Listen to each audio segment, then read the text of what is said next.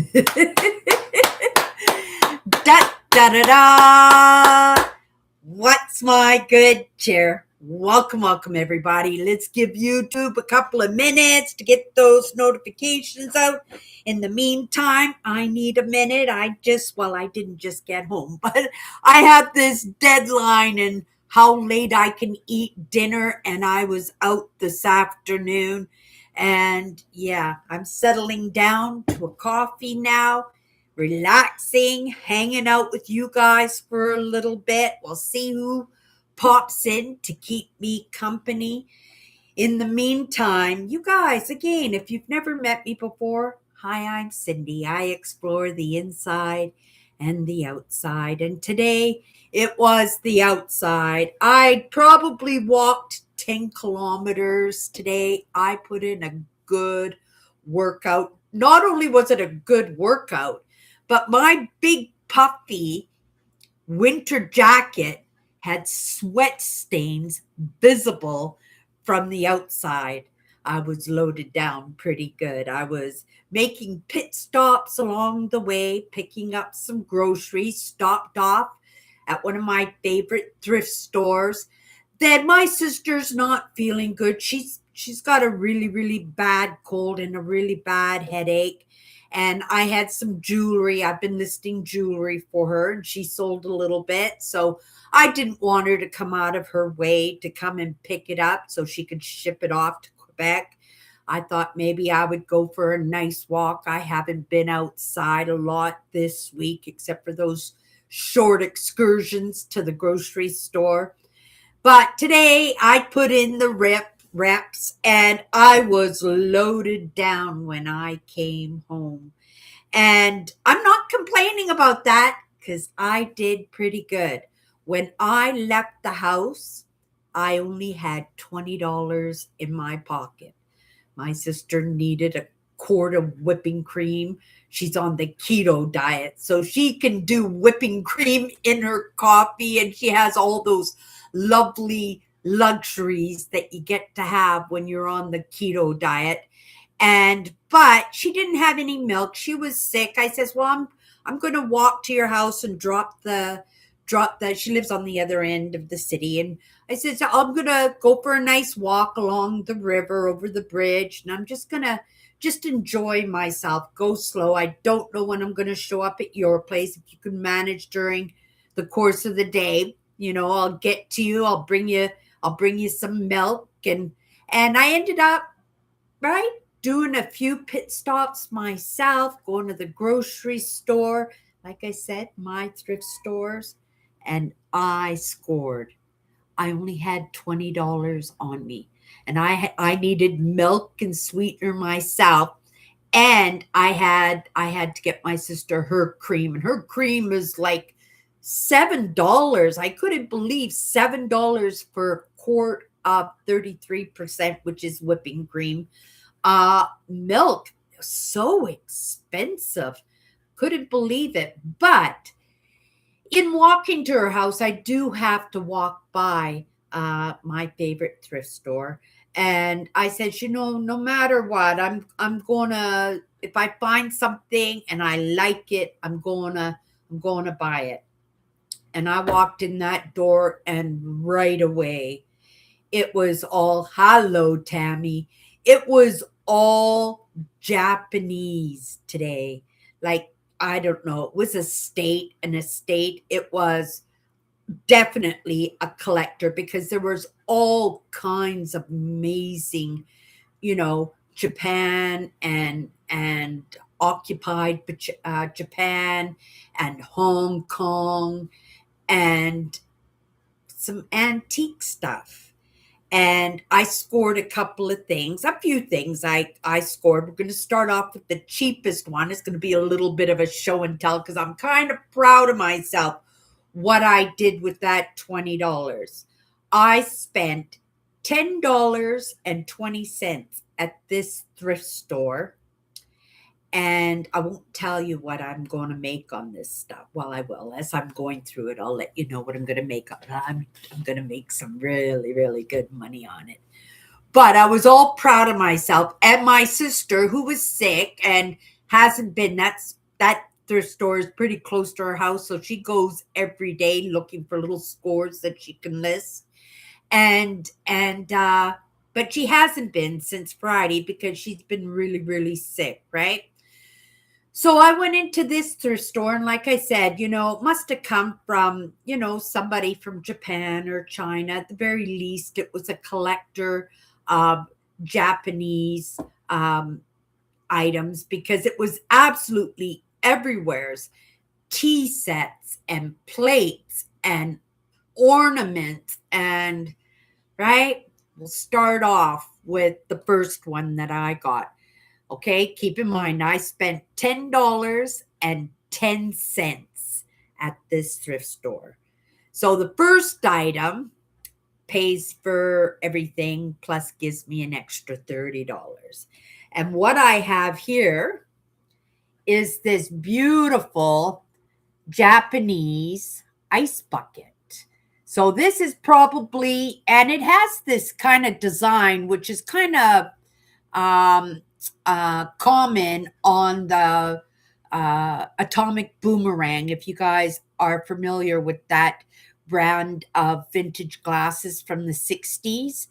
And I'm assuming this is definitely from the 60s or the 70s, but it's in mint shape. Even the gold gilding is still on it. You just have to catch the light proper on it. And these go for $50. So I thought, you know what? I'm going to list it for $30 just to move it along. I don't want to buy these things and have them sit in my cupboards forever, right? So I want to make sure I give a good deal so the buyer is happy. And I'll tell you another story that I'm dealing with right now. You'll probably hear the phone go off. But this was $3.99 I paid for it. So I'm going to ask $30 for it. So I'll make a $25 profit after the cost of it, right? And yeah, I love it. I'm not going to use it. I bought it for resale. I would have been happy with that just to find one little thing, right? My sister finds things all the time. When I'm with her, I'm very meticulous, and I want to make sure that she knows that I'm a good partner and I'm finding good things too. The second item I got, I found it on a shelf. And again, it's another item here. And this one is Hong Kong. So, Hong Kong, after the Second World War, it became part of China. So, it would have been made in China. Anything made in Hong Kong was prior to the Second World War. This one here is a little ginger pot. I paid $2.99 for this one. These go for about $85 with the lid, right? It's a ginger pot. So they would have kept ginger in there. Most people just kept their little pieces of jewelry and stuff in there. But this one at one time would have had a lid for it.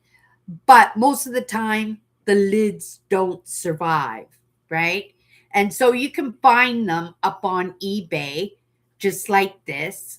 And they go also for $50. So again, I'm going to price it at $30. And again, it's made in Hong Kong, right? Painted in hand painted in Hong Kong. And it's a lovely little piece. But that isn't the prize, you guys. This will blow your mind. This piece cost me a whopping $6.99. Now, you might not have ever seen one of these pots before because they're very, very rare. They have a glaze on them. They're called Callaghan glaze, and I actually wrote it down, and I had to do I was so shocked. Like I thought, oh, this is so amazing, I gotta have it. And I took a quick peek and my Google lensed it and it came up, and I know, some of them go for a couple $100, right? But this is a Celadon Chardonnay. It is a bonsai pot. And I found this pot. It was a square shape. Mine is rare because it's octagonal. I can't say the word, right? It's five-sided. It's also footed, right? You can see the age inside. Take a look at that glaze. That's why, like, people will call their pots Caledon pots, but it's this glaze that makes it that pot, right? This pot, you guys, is worth da da da da $1,200. Can you believe it? It's worth $1,200. It's a bonsai. I searched. There's not another one in Winnipeg. Like, this was part of this lady's, I'm sure it was a lady, right? It could have been a gentleman. Part of their collection. I don't know if they were Japanese or Chinese themselves, if they were Asian themselves, but there was so much of it on the shelves, right? It was distinctly from somebody who was a collector. I don't know if they ever used it for a bonsai tree. There is still remnants of some, like, tree stems, a little bit of dirt still in there. I don't know if I want to really clean it out because it's in perfect shape. There's no chips, no cracks, no glazing. But in a bonsai tree, it probably sat on a shelf indoors and was probably never used. It was probably just a magnificent ornament on a buffet hatch or a nice little plant table or something. And I recognized it as something right away. And I thought maybe $100. I thought, right, maybe I'll get $100. I thought, oh, it's springtime and people will be planting things, right? Somebody is going to put a bonsai tree in that. I can guarantee you somebody is going to put a bonsai. I'm going to just fix my ponytail here. Like I said, I don't even double check. I just come in and hit that go live, Cindy. And, the very least I can be presentable for you guys. I'm really sorry that I'm doing this during my live show, but yeah, I'm a little bit out of sorts tonight, but that's okay. It's in that excitement of, I'm not going to sell it for the $1,200. I'm not even going to sell it for $1,000, because if it was put up on eBay, it would probably go to somebody in the States, and the tariffs are so high. So if I listed this for $1,000, when they got to the post office to pick it up, it would be $2,000 because the tariffs are almost equal to what the value is in what I'm sending. And something like that, I would have to insure it. I really would, because I couldn't afford to refund that kind of money, right? And but I am super excited. I'm going to list it tomorrow in the daylight because I have a jewelry. I've been listing jewelry on my marketplace, and I have a turntable with a light. And I think this will be absolutely magnificent when I put it on the turntable. And yeah, it's, I can guarantee you somebody is going to pick it up fast. So for my $20, you guys, I made $600. I would like to list it. If I thought I could get $1,000 for it, I would ask $1,000. It's definitely worth $1,000. I only saw maybe 4 or 5 others. 2 of them were vases, tall vases. They were beautiful, like beautiful, but they were asking a couple of $1,000 for them. There was one more that he was asking, I think, $1,500. But his was the same glaze, right? It's the glaze. It's a special glaze that they use, right? Rookwood, I think, uses a very similar glaze on their pottery. But yeah, hand painted in Japan, right? It's stunning. It's absolutely just stunning, and I'm just so lucky that I scored it. And when I got to my sister's, I had to stop and pick her up a few things, and I got up to her house and I showed her the pot. In the beginning, she didn't seem so impressed, but then I showed her a few of the price variances, right? Not the one that actually belonged to this pot, but a couple of $100. And she goes, "Oh, that's pretty good." But when I came home and I did more research on it, I went, "Oh my goodness, this is worth a fortune." But I better double check with my sister because she's better at the research than I am. And she was so proud of me, right? She was so proud of me. I'm not going to ask $1,000 for it, but I'm going to ask 500. And I'm sure some shop or restaurant or somebody with lots of moolah is going to buy it off of me. Right? That makes me happy, right? Cindy, the entrepreneur, right? To find something so stunning, like it's so stunning, and it's just a garden pot, you guys. Oh my goodness, but it's perfect, right? And it makes me happy when I do good like that. And I'm getting tired of listing jewelry. Now let's get back to this guy. Oh my goodness, I listed a lot that my sister said was all plated, but I could tell there was some Mexican silver there.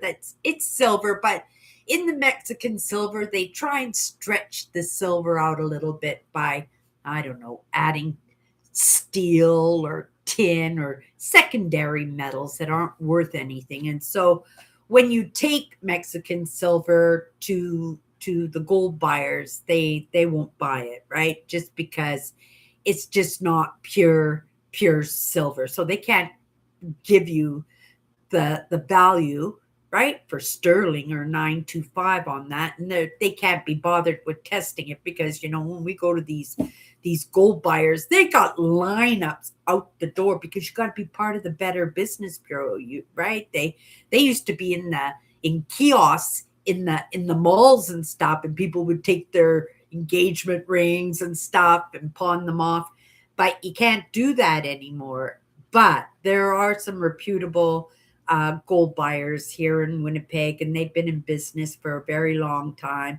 And I usually go up with scrap silver and gold at least once or twice a year. And right, so I know they don't buy Mexican. So my sister gave me a whole bunch of plated silver. I listed it as plated silver. I took beautiful pictures of everything so that they could see for themselves. And I've got this guy saying, "Can you take a picture of this? Can you check to see if this is 925? Can you?" I said, "I'm listed this as plate. So you're buying it as plate. If I find any sterling silver, if I find any 925, it's coming out of that group. Why are you asking me these questions?" Right? He just emailed me back. So, he's emailed me twice now.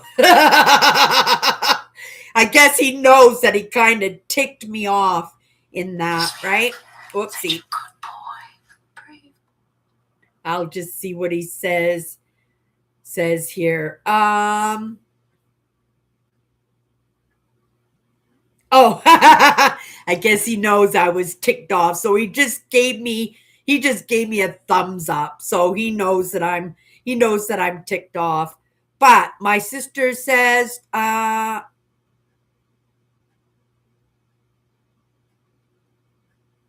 Oh, yeah. So I'll have to get back to my sister. I have to tell my sister to stop messaging me during my live shows, right? This is the past few live shows because we are kind of working together, that we do communicate. She's kind of bored just being all laid up on the couch, all sick and stuff, right? But I'll let her know. I'll message her back after my live show, and then she can, right, let me know what's going on. And yeah, but I'm so happy. I just wanted you guys to see it. I just had this stuff sitting on my desk because I was doing my research on it. I was Google lensing it. I'm just going to put this up here just so that I don't accidentally knock it over. I mean, these two items, I mean, they're just small things, but these are useful things and decorative things that people can afford in their homes and in their kitchens, or sitting on their bar, right? That's a little ice bucket. And but the planter, that's luxury. That's gonna go with somebody who has $500 as spare change in their pocket. Okay, let me see what Tammy's got to say here. Cindy and everyone else, do I have a story for you to tell that happened today and that I heard? Okay, Tammy, let's hear it. Congratulations, Cindy. That was a spectacular and great find there. That Japanese, Chinese um, sale there. What a find indeed you got there, at the right price, at the right time, on the right day. And that's 100%. Sometimes it's in those moments that you really need something. Like I sold something for $20 today. And I said, okay, off to the store I go, right? I need milk, and I need sweeteners for my coffee and stuff. So let's go for a walk. You haven't been outside. I've been right outside. I left the house at 3 o'clock. I didn't get home until 7:30, and then right away I go into eating mode, right? Because I cut myself off of eating at 8 p.m., and it's been working really, really well for me. I've actually lost about 15 pounds in the past. I've probably been doing this for about 6 or 8 weeks now. I should have marked it down. I didn't know if it would work or not. I'd never had a cutoff time for stop eating. I mean, I've been on every single diet that you can imagine since I was a little kid, but giving myself timings as to when I can eat or when I can't. I've never tried that one before, and it's working for me, right? I was pretty close to going on that keto diet with my sister Alice, but that's not a diet that I can really afford. Like, you're eating steaks and roast beef and pork chops, and like, meat is expensive, and you wonder why kids grow up on craft dinner, why kids don't eat properly, right? And that's the truth. I go into the grocery store, and you know what I said? That Planters for somebody where $500 would just be pocket change for them, right? But they have an entire huge section in the fruit and vegetable section of my grocery store.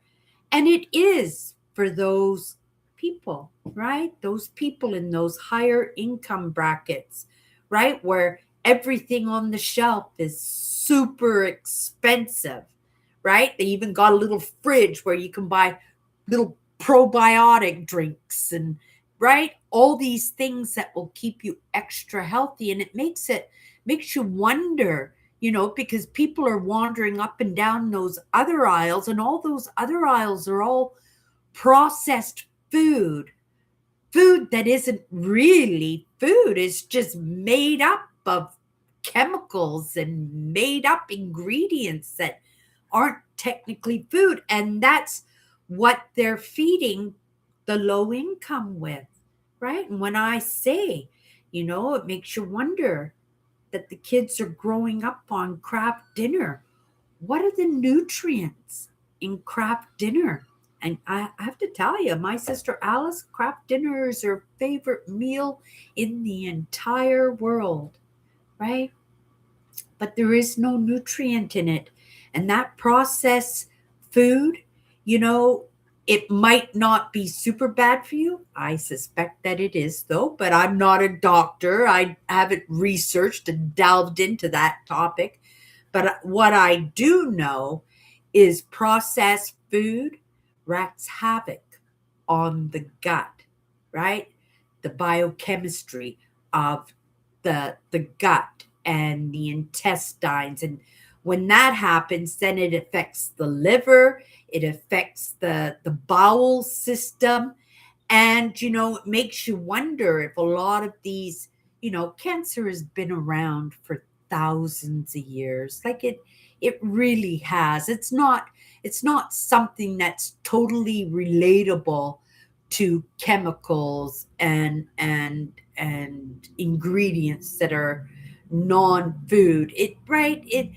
But it does add to the idea. Not It's not even an idea, it's the proof, because cancer is more prevalent. They say that 1 in 5 people can expect to get some kind of cancer or pass from cancer in their lives.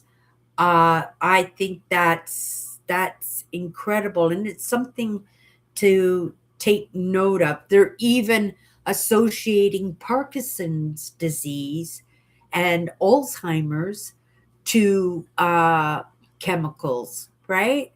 And innovation, right? Medicine, science, right? Space, everything is advancing. When I say everything is advancing, they're even discovering brand new species. The animals are evolving, the animals are changing, right? New species of birds, new species of fish, and they're not just discovering them because they're rare and they've always been around. No, these are new species. Everything is evolving. We are in a stage of evolution right now that, if we're paying attention with our very own eyes, right? And I only catch small articles and small, right, news broadcasts, or, right, if it catches my attention, new species, well, of course it's going to catch my attention. I'm going to go in and delve in a little bit, right? Even a new, I don't want to get anybody hyped up on this, but there was a really brilliant doctor who is been working in science, and he has discovered, and it hasn't been into human trial yet, but it's 80% successful in mice trials, right? And he's going to get the new Nobel Peace Prize for sure. But it's for cancer, you guys, right? It's for cancer.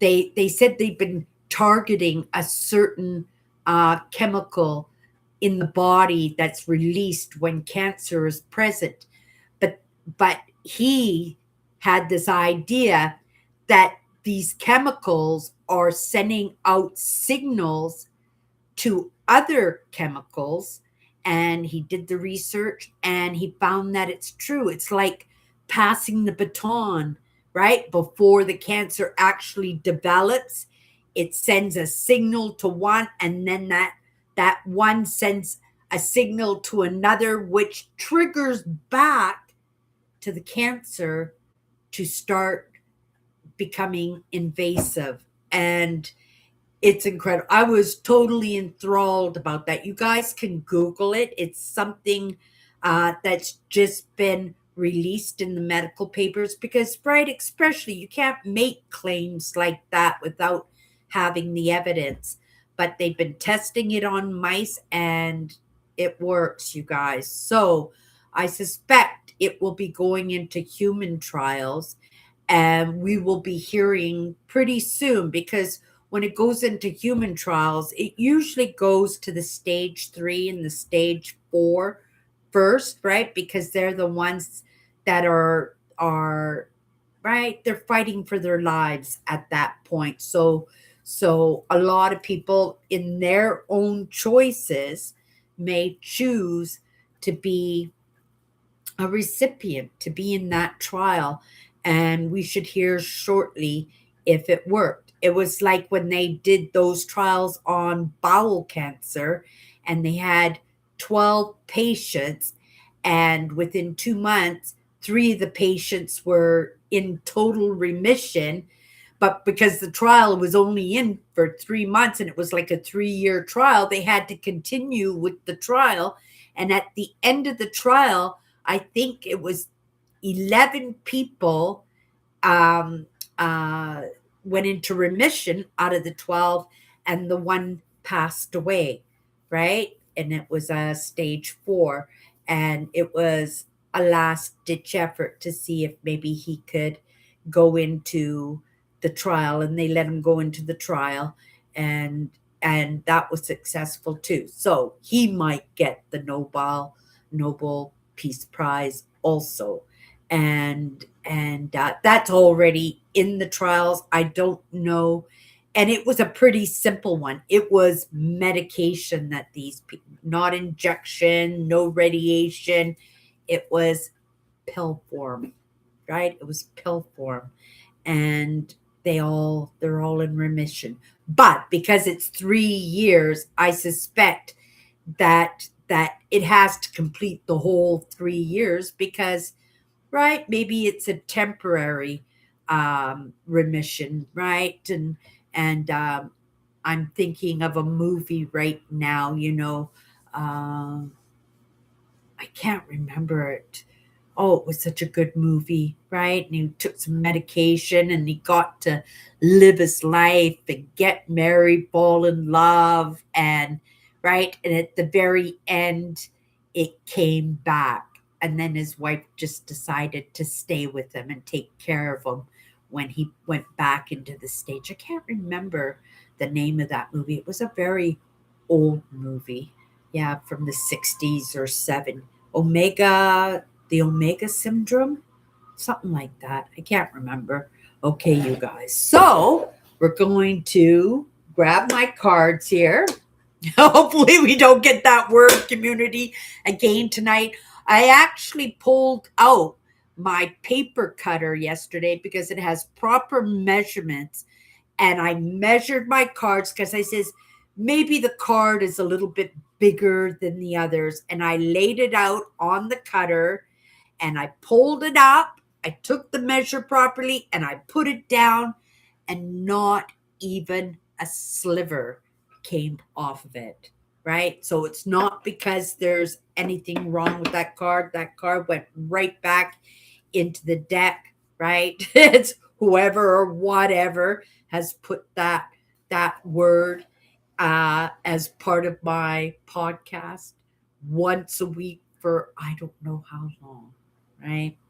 So if it shows up tonight, I have no idea what kind of perspective we're going to go into on that one for sure. Maybe we'll talk about the community of resellers, right? Oh my goodness, I think I just scratched. I did. I just scratched my desk. Ah. It's the legs on the garden pot. Oh my goodness, I put a great big 10-inch scratch across my desk. Oh well, out come the stain markers, and I'll just stain it up. You'll look good as new. Nobody will even notice. Okay, so before we go into the card, let's just see the story that Tammy wanted to say.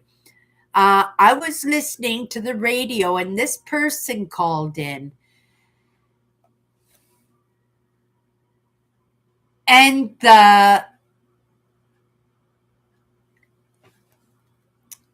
I don't know what that word is, Tammy. And the list if the program said these words: job community and work community, career community, and church community. Unbelievable. Tammy, right? You're part of my community. You are part of my community here. I am just coming down here and there you go. Refresh the screen, Tammy, and see what comes up there. I just added you on as a moderator. So if you're hanging out with me now, if anybody pops in, you have to say hi because you're a moderator. You usually say hi to everybody anyway, right? In telling that story, that was a prime example, right? That you definitely are a part of the community, especially after we got that word again last night. And I said that too, didn't I? We better not get that word community again. And it's 54 powerful words. It was 1 in 54 chances that that word was going to show up. And because it shows up all the time, because I said it better not be that word, it just had to be that word, right? I meant to say host. Oh, perfect. I meant to say host of the radio program. Thank you, Tammy. Thanks for clarifying that for me. Yeah, that's super interesting. And when was that? Was that after the live last night or was that today? I was listening to the radio and this person called in and the host. Okay. Uh, if the program that was today, that's so awesome. That's so awesome. Yeah, you are a part of my community, right? You are a part of my community. Okay, you guys, let's go into the word. I'm just going to turn my head around so you guys know I'm not pulling that word community on purpose. And to be honest, I'd be quite happy if that word does not pop up consistently for a little while at the very least. It's a great word. It is really a great word. It is a powerful word, right? As a whole, we're not going to go into the word community. Let's pull. We're going to go into the word that I pull here. Okay, you guys, let's pull a card. Here it is.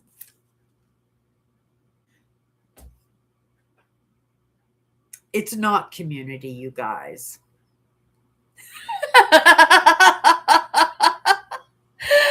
Are you kidding me? After I went in and shared my personal, painful experiences, believing that this word, acceptance, was not going to show up again for a little while. And because I said I didn't want community, right? Whoever, whatever says, okay, Cindy, you'll get the second most showing up card. Right? I didn't look at the deck, you guys. Like these two cards show up consistently almost every week. 54 powerful words, right? And there are no bent corners. They are the right measurement. And yet they show up. We're going to keep this word simple because going technical and making those 3 pages of notes on this word acceptance because it kept showing up and it's, I got it this time, right? I didn't have it at all. Okay, here's what it says. Acceptance is understanding we don't have all the answers. Oh my goodness. You guys, I'm going to look at it in a different perspective, okay? Only in one because I go deep, right? I don't just go deep when I come in and do this live, and it might not feel deep, but in the undertones, in the lightness of how I bring out the conversations and try to hit the nail on the button. Obviously, I'm not doing a good job, but right, It is my intent to do a good job, but I try to bring the lessons out in a way because it is shadow work. It's a lot of going back into the past and rehashing experiences and conversations and painful experiences, as well as happy experiences and joyful experiences and experiences that are full of struggle and all kinds of emotions, right? But I have to understand that every time that I come in here and share a powerful word in a different perspective, right? That I have to understand that I don't have all the answers. All I can do is the best that I can do. All I can do is be honest in my experience in that moment, in this moment. And sometimes I just got to throw my hands up in the air and just leave it to whoever, whatever, to the experts, to the person who does know, those scientists and those doctors who specialize in these cures, that they're the ones that possibly have the answers. But they don't have the answers either, do they? They are searching out the answers. And that's what we have to do, each one of us individually. Just because I'm having an experience, just because I'm having a conversation, it doesn't mean that those are the answers for you. They could be the answers for me. They could be just stirring the pot, right? For you, because that's what I want to do, is just to stir the pot and get you started in thinking about, why am I like this? Right? How can I improve myself? How did that happen? Where did I misstep? Or where did somebody else misstep? Where did somebody else get it right? And I'm going to have to say, it's a big mishmash. We got this word synthesis, didn't we? And it is an amalgamation, an assimilation, a synthesis of all different ideas, but it's only to light a spark, right? It doesn't mean that it's the be all to end all, that it's the truth. It's a perspective. It's one person's perspective. And until, right, it has gone through those trials and then gone through the human trials, and then those papers have been presented to the world. And then, as a majority, we say, yes, that's true, right? Not everybody is a Christian. So we're going to have to take the Lord's Prayer out of the school system, right? I remember as a child in the 60s and 70s, and the first thing we did when we come to class was to stand up and say the Lord's Prayer. But in this world that we live in, right, we are an amalgamation of all different cultures, all different religious ideas, political ideas, right? Familial, even within our own families, right? And just because the principal or the school system says, right, everybody's got to do the Lord's Prayer. It's different if you're in maybe a Catholic school or a private school, right? That those would be written in as part of the curriculum, and the parents would know that. But how do you make a child that comes up in a family that's Buddhist, or I'm just trying to think of, right, some other different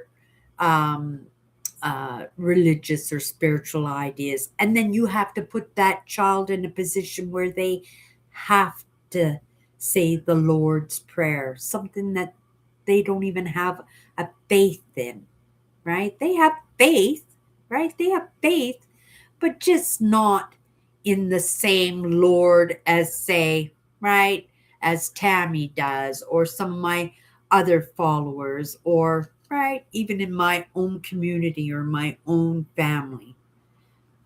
We have to, as a majority, right, decide. And we decided that it takes all kinds to make the world, didn't we? Right? As a majority, we did that. I've been saying it for a while, but I didn't have that answer. That was a perspective that I lived by because I wanted to be that example to others, right? To treat everybody the same. And yeah, okay. I think that's all I'm going to say about that. That just blows me away that we got this word accepted. So again, I'm going to pull out my cutter with the measure and see if I could even get a little bit of a sliver off of that because it just blows me away that these two words show up all the time. Now, this one's a little bit more understandable that it shows up more than my other cards because I have the word acceptance twice in this deck. Only because when I was putting the deck together, I wasn't giving this word a fair shake. I think I was out on the road or right, it was a stream that didn't go well, shutting down, right? Buffering or something, bad lighting, glass reflection. And so I decided that it belonged and had to be done again. So this card is in my deck twice, but that card community is not. And still, even if this is in my deck twice, it doesn't mean, well, it doesn't make sense that it's still coming out every single week, right? 54 powerful words. Oh my goodness. There are words in this deck that I have not even pulled yet. You guys, blows me away, right? But it's interesting. Isn't it interesting? Because it shows that, you know, serendipities and breadcrumbs, right? These little reminders are coming across our path all the time. And there's got to come to a point where it smacks us upside the head so many times that eventually it's going to sink in. Eventually. Okay, you guys, that's my good cheer. I'm off now, and I'm sure Tammy's off to watch another one of my adventures. I appreciate that, Tammy. Thank you so much. And yeah, we'll see you tomorrow. Bye bye.